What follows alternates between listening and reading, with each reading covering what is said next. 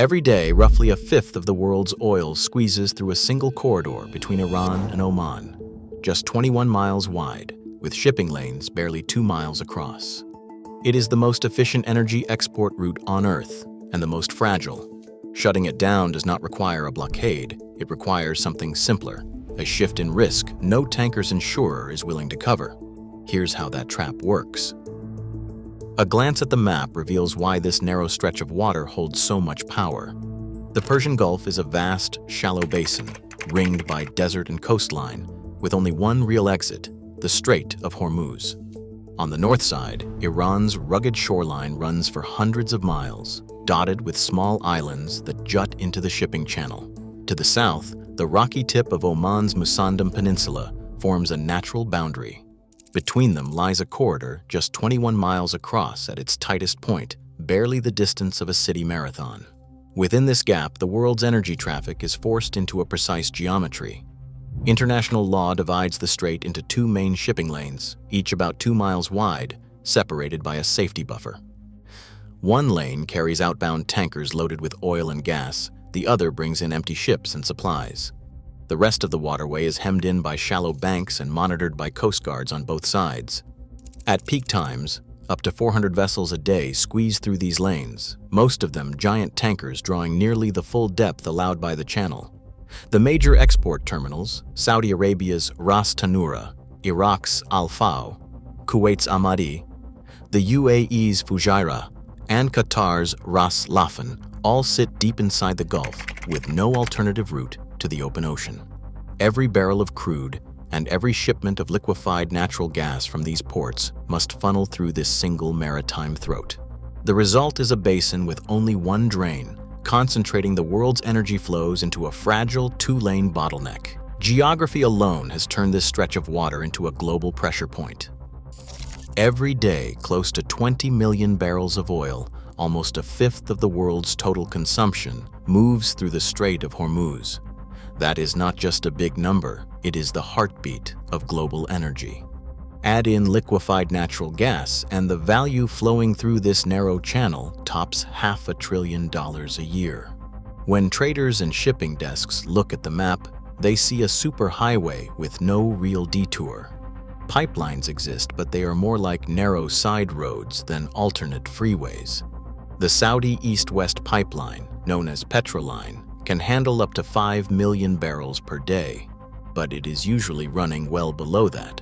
Egypt's Sumd line, which crosses the Sinai to the Mediterranean, maxes out at about 2.5 million barrels per day. Even if both ran flat out, they could only move half the oil that normally sails through Hormuz. The remaining 10 million barrels, plus the bulk of liquefied natural gas exports, have no alternative route.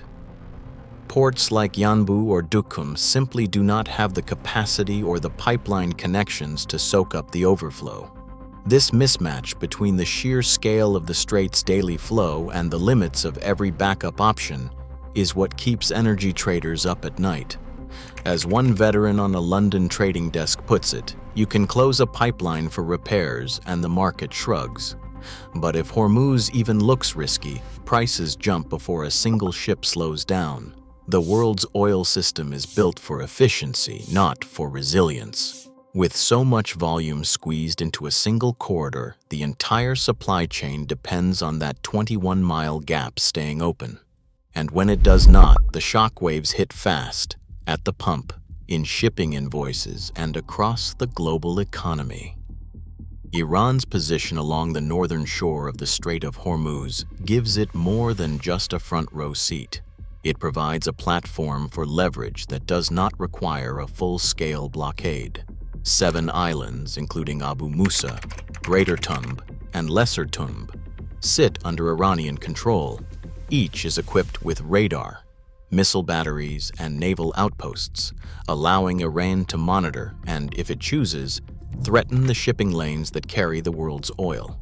The geography alone creates a sense of constant surveillance, but the tools at Iran's disposal are what turn this narrow waterway into a pressure point. A retired naval officer who spent years tracking Persian Gulf incidents describes the modern Iranian arsenal as a toolkit designed for uncertainty. Over 300 fast attack craft, many bristling with anti-ship missiles, can swarm a tanker in minutes. Naval mines, costing as little as a used car, can be scattered overnight, forcing shipping companies to reroute or slow down. The Khalid and Noor cruise missiles, with ranges up to 200 kilometers, can reach any part of the strait from mobile launchers hidden along the coast. Drones now add a new layer, hovering for hours, relaying targeting data, or even carrying explosives themselves. What makes these tools so effective is not their destructive power alone, but how little it takes to upend the market's sense of safety. A single mine detected, a missile test, or a close pass by a swarm of boats is enough to trigger a spike in perceived risk. As the officer points out, you do not have to close the strait, you just have to make ship owners and insurers nervous. With so much oil bottled up behind this 21-mile gap, even a hint of trouble can ripple through insurance markets and shipping desks worldwide. The result is a system where small, inexpensive acts can stall the movement of billions of dollars in energy, not through brute force, but by flipping a psychological switch. That switch, once triggered, leads directly into the world of insurance and commercial caution, where perception often matters more than the facts on the water. A threat in the Strait of Hormuz does not have to block a single ship to freeze the world's oil trade. The real shutdown comes from a different source: insurance. In the offices of Lloyd's of London and the world's top marine underwriters, a few words on a policy can halt more tankers than any missile or mine. War risk insurance is the gatekeeper. Every vessel passing through Hormuz must carry a war risk endorsement, layered on top of its basic hull and liability coverage. Ship owners and charterers watch these endorsements like hawks, because without them, a voyage is illegal and uninsured. No bank will finance the cargo, and no oil company will load a drop. When risk flares, as it did after the 2019 Gulf of Oman attacks and again in 2026, insurers move fast. Within hours of a credible threat, an attack, a missile test, even a warning, war risk premiums can jump from a few $100s to tens of thousands per voyage. Sometimes the clubs and syndicates withdraw coverage altogether, issuing a formal war risk exclusion area notice. Brokers relay the news, and ship owners are left with a choice: pay prohibitive premiums, reroute around Africa, or anchor and wait. In March 2026, more than 150 tankers sat idle in Gulf waters, unable to sail because their insurance had vanished overnight. This is the commercial blockade, not a steel wall, but a risk wall. The underwriter's pen triggers a cascade, banks freeze letters of credit, charterers cancel contracts, and the oil flow drops even though the strait remains physically open. A senior underwriter explains, "We do not need to see a blockade. If the probability of loss jumps, we pull the plug. The market stops itself."